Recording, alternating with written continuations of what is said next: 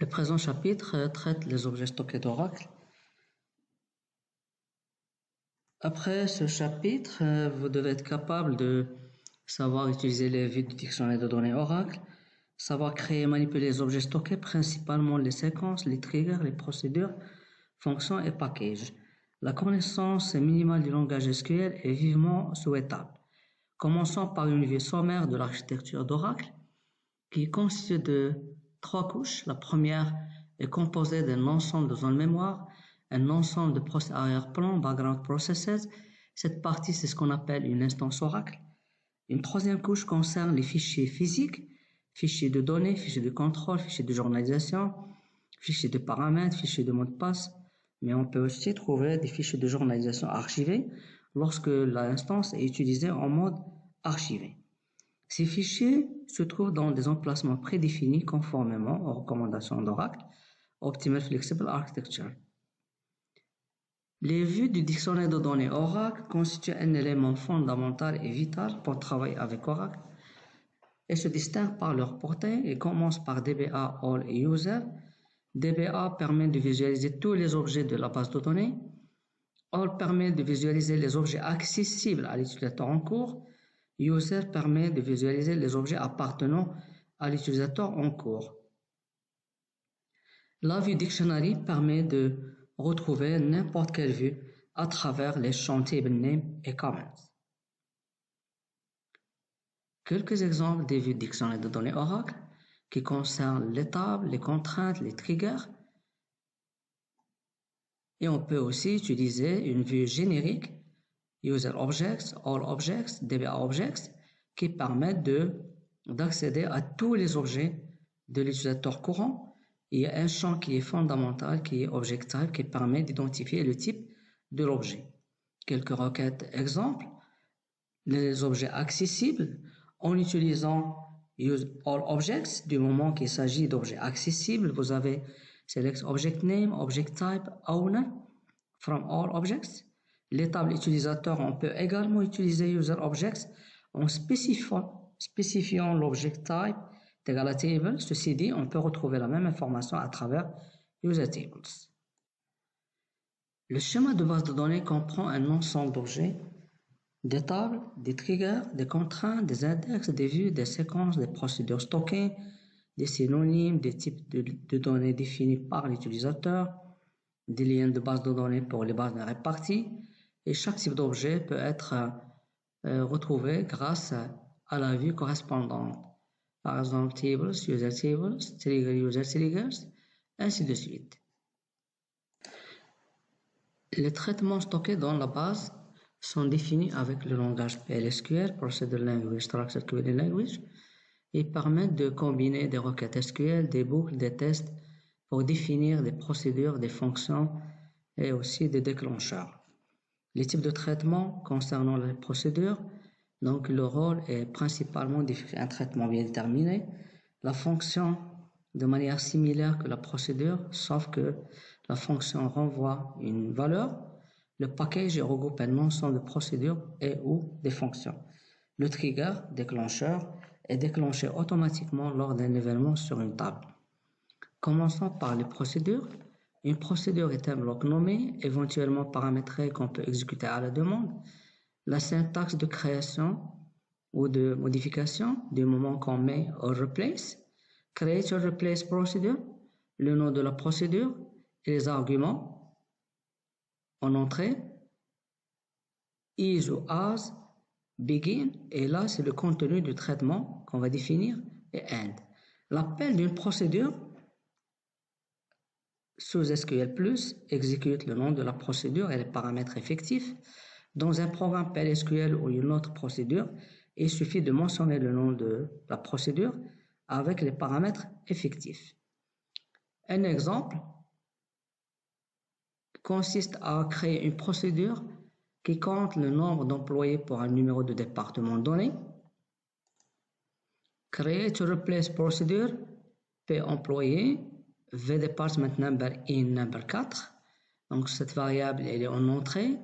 Is, et je définis une variable qui va permettre de stocker l'ensemble ou le compte Donc, select count, le nombre d'employés, into la variable que j'ai définie, from amp, where department number est égal à the department number qui constitue l'argument de définition de la procédure. DBMS output pour output line, qui est en fait la procédure qui permet d'afficher une ligne, le nombre d'employés et j'ai ici le nombre d'employés pour un département donné qui est considéré à ce niveau-là. Exécution à l'extérieur avec SQL, execute pay emploi et je définis ou je mentionne le numéro de département. Donc pour visualiser les procédures, select object name from user objects where object type est égal à procédure. Un autre exemple qui consiste à la création d'une procédure qui permet d'augmenter le salaire d'un employé donné. Create a replace procedure, raise salary, VID in. On peut définir une variable comme étant de même type que ampNo dans la table amp de Scott. Is begin update amp, set le salaire est égal au salaire fois le taux d'augmentation. Where ampNo est égal à VID qui est défini comme étant une variable dans la procédure. And raise salary. Procedure created, c'est le message de succès. Et pour exécuter à l'extérieur, c'est execute, raise salary 73, 89 par exemple. Et on devra avoir un affichage correspondant dans le cas où on met ici DBMS output put line.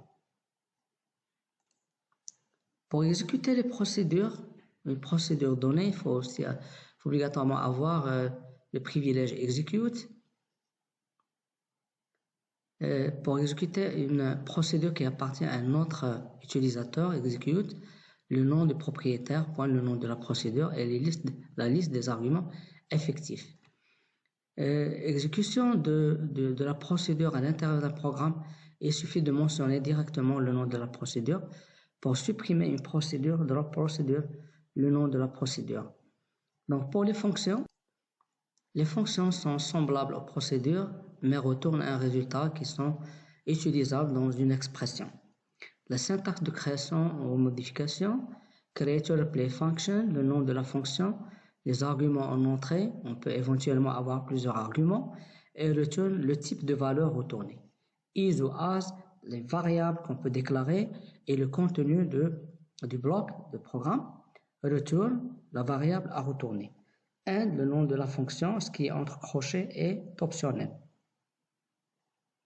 Un exemple de création d'une fonction qui compte le nombre d'employés qui travaillent dans un service donné. On considère la table Scott la table amp de Scott. Create a replace function fService. Donc la variable vamp service in qui est similaire à service number de amp. Return number is. Donc je définis une variable qui va contenir le nombre d'employés. Donc c'est select count le ampNo into vNumber from amp where service number est égal à vamp. Return vNB. And. Donc pour exécuter cette fonction, select fService this from amp. Un autre exemple de traitement de fonction, soit la table patient, avec des patients température de type number. Donc, il s'agit de créer une fonction qui retourne la température en degrés Celsius. Create a replace function conversion, degré Fahrenheit in number, return number is, degré Celsius, c'est la variable de retour, number, degré Celsius est égal au taux de conversion, return degré Celsius, and conversion. Afin d'utiliser cette procédure, plutôt cette fonction, select ID patient température conversion température from patient. Pour rechercher une fonction, il suffit d'utiliser la même chose, user object, et en définissant le type de l'objet function. On peut aussi être amené à rechercher le code source d'une fonction dans la base, donc on va utiliser user source. Donc select text from user source where name est égal au nom de la fonction order by line. Pour supprimer une fonction, c'est drop. La comparaison entre les fonctions et procédures, pour la procédure et l'exécution d'un bloc, pas de données de type return, donc il retourne une ou plusieurs valeurs. La fonction est invoquée fonction étant invoquée comme une expression, elle doit contenir au moins une donnée de type return, doit retourner une valeur. Un exemple de traitement de fonctions et de procédures, donc il s'agit d'utiliser le factoriel de deux façons. Donc il y a une version procédure et une version fonction. Create replace procedure, factoriel, donc le nombre pour lequel on veut calculer le factoriel, et le résultat fact. Begin, fact, donc l'initialisation à 1, for i in 1 jusqu'à n, loop, la boucle factorielle, reçoit fact fois i, and loop, end. Donc afin d'exécuter cette procédure, du moment qu'il y a une variable de sortie, donc je suis obligé de déclarer un résultat, donc begin, fact, 5, résultat DBMS output putline, résultat res, c'est le résultat que je vais avoir à travers la procédure fact. La version fonction, create a replace function, n integer, return integer, is begin. If n est égal à 1, then return 1. Else, return n fois factoriel de n moins 1. And if, and, et slash pour terminer. Donc pour l'exécution, je suis obligé de déclarer un résultat de manière à ce que je puisse affecter le retour de la fonction à ce résultat et je peux l'afficher avec DBMS output putline. Afin de rendre un programme interactif, on peut utiliser la clause accept. Un exemple, accept depth prompt, fournir le nom du département, c'est l'étiquette qui va s'afficher lors de l'exécution du bloc. Select étoile from depth where the name est égal à upper pour convertir en majuscule est égal et commercial depth. Donc à l'exécution, fournir le nom du département. Donc par exemple, on fournit sales, il me donne les éléments correspondants. Les packages. Les packages constituent des objets de la base de données qui permettent d'encapsuler d'autres objets, les procédures et les fonctionnements. Les avantages, c'est une meilleure structuration, chargement en mémoire des constituants de package une seule fois. Un package est constitué de deux parties, une partie déclarative et une partie body. Dans la partie déclarative, on spécifie les signatures des fonctions et des procédures. Et dans la partie body, donc, on décrit de manière détaillée les procédures et les fonctions concernées. La syntaxe de la création d'un package, create or replace package, le nom du package, is ou as. Ici, on définit les éléments qui constituent le package et end package name. Le corps du package, create or replace package body, package name is ou as. Ici, on définit le détail des fonctions et des procédures concernées. End package. Un exemple de package qui regroupe une procédure display numbers et une fonction différence. Il s'agit de développer une procédure qui permet de donner la liste d'un nombre et une fonction qui permet de donner la différence entre deux nombres. Create or replace package my package as procedure display numbers. Donc le premier nombre, le deuxième nombre et la fonction qui permet de donner la différence entre ces deux nombres. Donc ici nous avons la signature et vous voyez bien ici on a return number. Create or replace package body my package as. Donc la première procédure avec les détails correspondants. Donc comme on avait vu en fait la première procédure permet d'afficher une suite de nombres et la deuxième consiste à une fonction qui permet de calculer la différence entre deux nombres. L'exécution, au niveau de la procédure, donc execute my package .display numbers et pour la fonction, donc je dois déclarer une variable à laquelle je dois affecter en fait le résultat de la fonction en précédant par my package. Les packages d'entrée standard DBMS output permet de stocker l'information dans un tampon avec les modules put et putline. Donc les procédures de DBMS output, il y a putline qui permet d'afficher une chaîne de caractères, getLine extrait une ligne de tampon de sortie il suffit d'exécuter tbms output.putline avec un message en activant l'affichage à l'écran avec serveur output. D'autres packages existent, tels que par exemple dbms refresh, donc la procédure refresh dans le domaine des bases de données réparties. Les séquences. Une séquence est un objet virtuel qui ne contient aucune donnée. Il est utilisé pour générer automatiquement des valeurs number. La syntaxe, c'est créer sequence, le nom de la séquence. On doit définir le pas, increment by, start with, max value, min value. Donc, on peut retrouver les séquences créées, user sequences. Ces deux colonnes sont définies, curval et nextval. La première retourne la valeur courante, nextval incrémente la séquence et retourne la valeur obtenue. Pour supprimer une séquence, c'est drop sequence, nom de la séquence. Un exemple de création de séquence. Créer séquence 1, start with 1, increment by 1, max value 30. Sec1.curval va retourner la valeur courante de la séquence en lecture seule.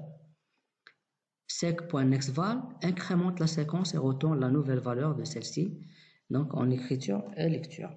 Afin de pouvoir créer des séquences, il faut obligatoirement disposer du privilège alter any sequence. On peut éventuellement changer une séquence, alter sequence, le nom de la séquence, increment by 5, max value 850. Pour afficher les valeurs d'une séquence, on utilise select, le nom de la séquence, .curval ou nextval, from dual. Dual, c'est une table imaginaire qui permet juste de terminer la requête. Les vues de dictionnaire de données, c'est user sequences, all sequences, DBA sequences. Un exemple de manipulation, il s'agit de créer une séquence pour la gestion des numéros des étudiants. On crée au préalable la table étudiant, on crée une séquence comme on a vu précédemment, et au niveau de l'insertion, insert into étudiant values, sec nextval, ali, avec les valeurs correspondantes, et justement le fait d'utiliser les séquences va permettre d'incrémenter à chaque fois sans être obligé d'insérer ce champ. Les triggers constituent un élément important pour le contrôle dynamique de l'intégrité des données au niveau de la base de données.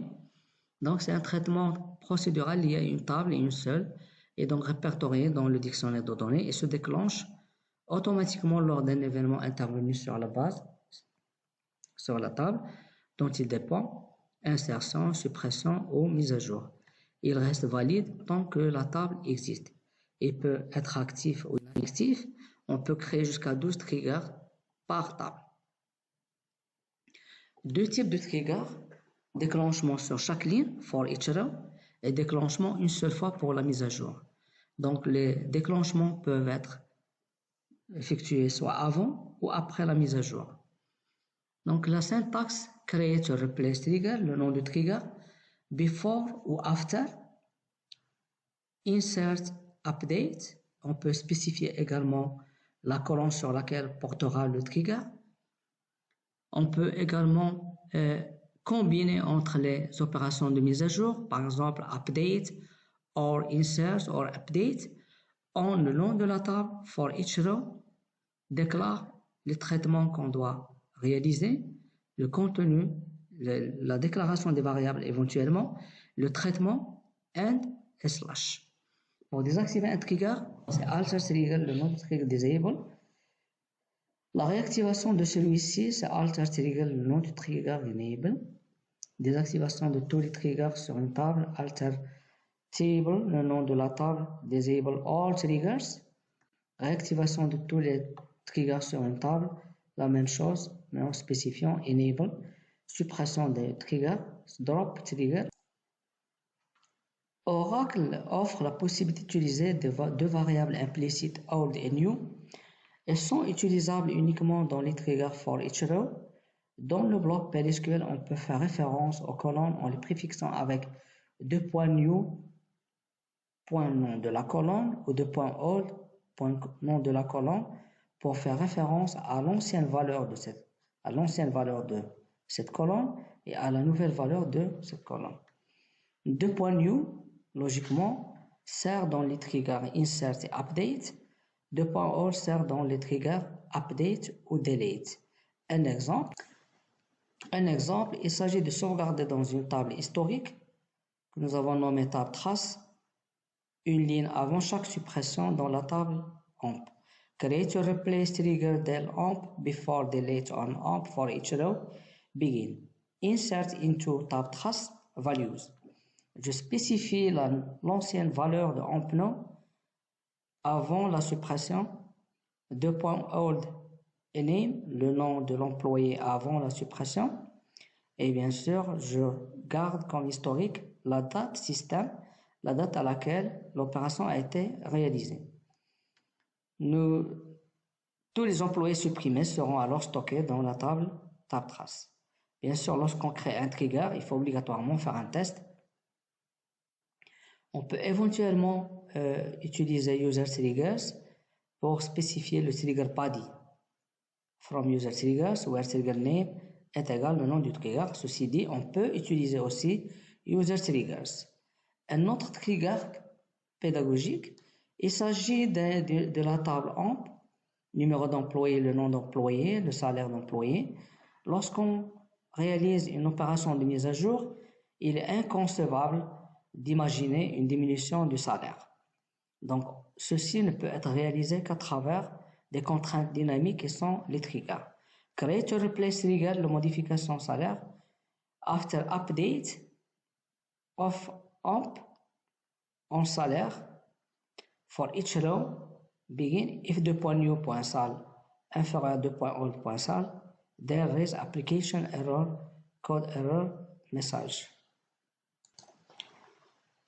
Donc, if $new.sal inférieur à $old.sal, there is application error, le code d'erreur et le message qui sera affiché. And if. Il faut bien faire attention ici, il y a erreur, c'est before update. Le contrôle doit être réalisé avant la mise à jour. Raise application error, c'est l'exception utilisateur et le code d'erreur, il est compris entre -20 999 et -20 000. User triggers permet de visualiser les triggers utilisateurs et bien sûr, il faut effectuer les tests de validité à travers un jeu d'essai.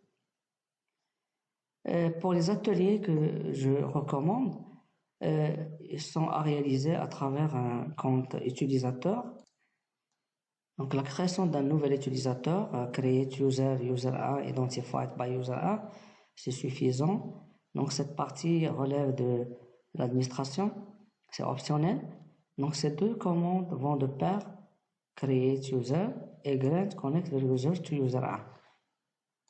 Donc, c'est vivement recommandé d'utiliser un autre compte autre que ce compte et bien sûr, essayer d'importer les objets à partir de ce compte. Pour travailler avec Oracle, donc on travaillera avec l'interface classique standard SQL+. Ceci dit, il y avait deux autres interfaces, mais qui ne sont plus utilisées dans les nouvelles versions d'Oracle. Lorsqu'on installe Oracle, il y a deux utilisateurs qui sont créés automatiquement, sys et système. Le premier, c'est les propriétaires du dictionnaire de données de la base. Le deuxième est les propriétaires de tables indispensables pour le bon fonctionnement d'Oracle. Le premier, la connexion obligatoirement, on doit spécifier comme sys alt-va. Sachez bien que nous disposons généralement de deux comptes exemples, Scott et HR. A priori, lorsqu'on installe Oracle, lorsqu'on coche la case schéma exemple, exemple schema, on a le compte Scott et on a le compte HR. Dans le cas où on n'aurait pas coché cette case, il y a moyen de retrouver le script scott.sql et on peut le chercher sur Internet. Merci et j'espère que ce cours vous a été bénéfique.